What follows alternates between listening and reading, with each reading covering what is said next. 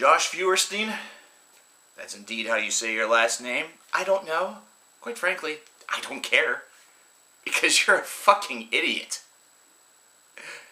You're a fucking moron.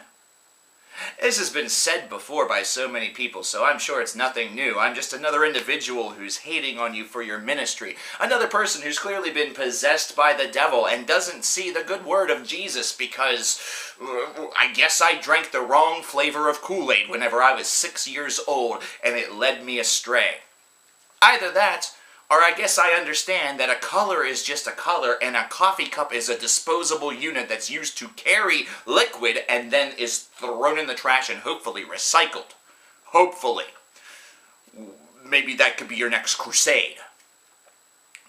I've already talked about your little coffee cup conspiracy.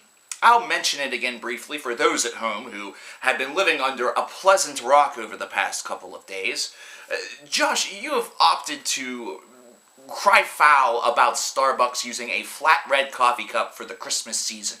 They don't have snowmen or snowflakes or whatever it may be on it anymore, and that means that clearly Starbucks is waging a war on Christmas, launching the next battle of the war on Christmas, because all of those familiarities that are, of course, associated with Christians and with the birth of Christ, because, you know, there were snowmen by the manger, as they were right next to the wise men. The snowman was right there, chilling out, quite literally. And of course, the Christmas tree was in the manger itself. It was a pine from America that was purchased $24.99, about 5 feet. And snowflakes. Snowflakes. That was there too. So since those aren't on the coffee cups, bad. Starbucks bad. Write Merry Christmas on your cup and boycott Starbucks. Wait. Did you hear that stupidity? I feel it all around me whenever I'm talking about this, because it's ever present. You're going to boycott Starbucks. By going into Starbucks, you're going to tell the barista what you want, and then you're going to say your name is Merry Christmas. Hashtag Merry Christmas. And then you're going to pay your money, in order to purchase the coffee.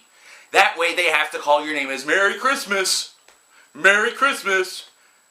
Because that showed them. Boycott. What does boycott mean? Boycott means that if you went to Starbucks before, and this offended you so much, you don't go to Starbucks anymore. You just stay at home. You make your own goddamn coffee. It seems like every couple months, something pops up that has your name laced all over it. And I can understand why. I can understand why that is, considering so many people are saying and posting so many deranged things that seem to be against the faith. So we need to fight back, obviously, with cruelty and demand. And we need to fight back also by claiming that each and everything that's being done is some sort of slight against Christianity. It's anti-Christian. It's against the Word of God. It's against the Christian faith. And Christians are now under attack. They're under attack. Literally, people are coming up to random Christians with billy clubs and smacking the shit out of them. Literally, people are shooting Christians simply for being within the vicinity of their home. Either that or the vicinity of their cop car. Literally, people are destroying Christians. They are pummeling them with stones and rocks simply for their beliefs. No, wait a minute. That seems familiar. Those seems like all the crusades that are going against, other groups that are actually happening. Where murders have actually occurred, crimes committed.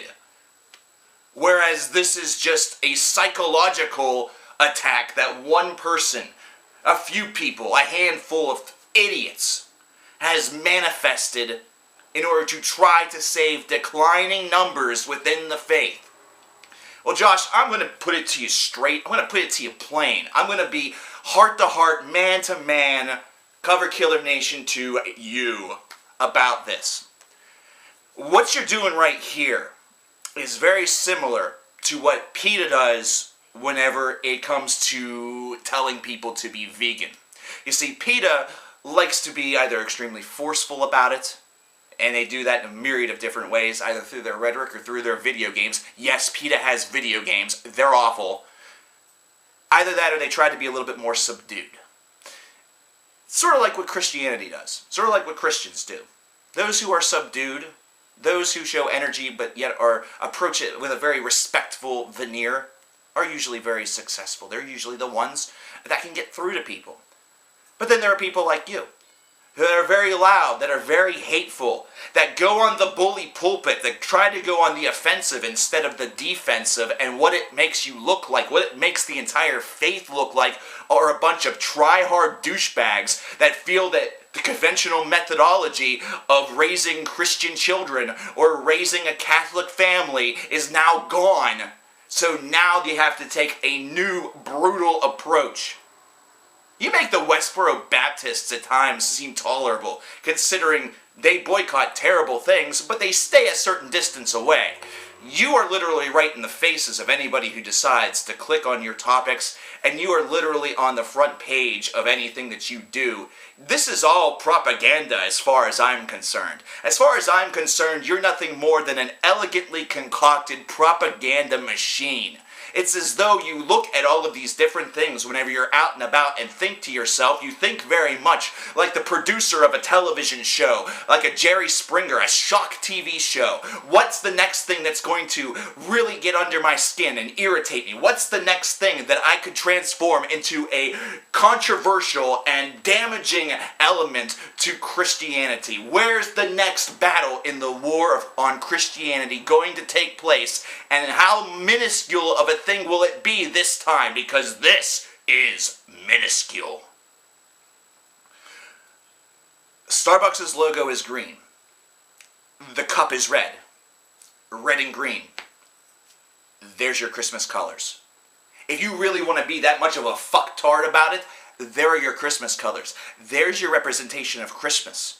There it is. If you need it that bad, if that's something that you need in your life, else life's not worth living, there it is. I gave it to you. I gave you a pass. You're allowed to live. But if you need more than that, if you need snowflakes, sleds, if you need snowmen, if you need a gigantic picture of Jesus Christ's nutsack on the fucking coffee cup, then you're not going to get it and you might as well just drop dead. You might as well just end it all. Because you're not going to win all of these battles. Hell, you're not going to win this one. You have such a problem with a company stance deciding to go with something very flat, something very almost avant-garde in a way. Man. Anybody who listens to you is a fool.